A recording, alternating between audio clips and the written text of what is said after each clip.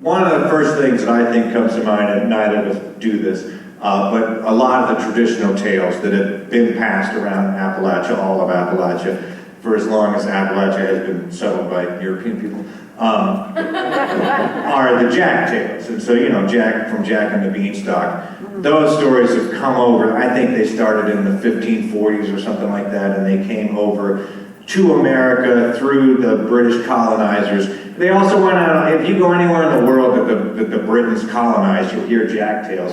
And the interesting thing about them is they've been adapted to fit the culture where they are. So the original Jack tales had to do with kings and queens and princes, and by the time they got here, it was the sheriff or the mayor or something like that, so they get adapted.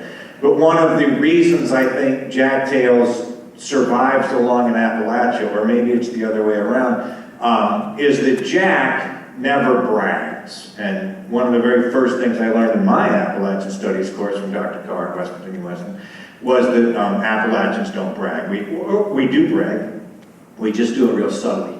And Jack is good at that because Jack's kind of a bumbling idiot.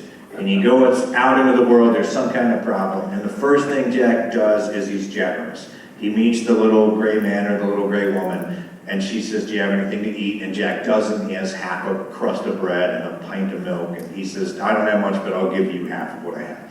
And so he does that, and then through that, he gets the magic amulet or the magic spell that helps him solve all the problems. But he's still kind of a bumbling fool, and yet just through his own perseverance, often manages to solve the problem. And I think that a lot of Appalachians, I think that we identify that in ourselves. We might not be the smartest people in the world, but we're persistent and we're kind. And so I don't know if we learn from the stories or if the stories learn from us, but that's certainly one of the foundations of Appalachian storytelling. Yeah, are there examples in your stories too that you can? Yeah, and working on the story with Bill, I remember talking about kind of how this was going to be in this small town, and Bill talked about the importance of just knowing where everything is in that town. And between the Jack tales, when you're reading those, you start to get a sense of this setting, and that's where all the adventure has to happen within this particular location. But creating Bill and I both now have kind of these fictitious, or very, very real places. You're really more than half done. Oh, yeah. Yeah. And thinking about, you know, what's in there, what is this community like?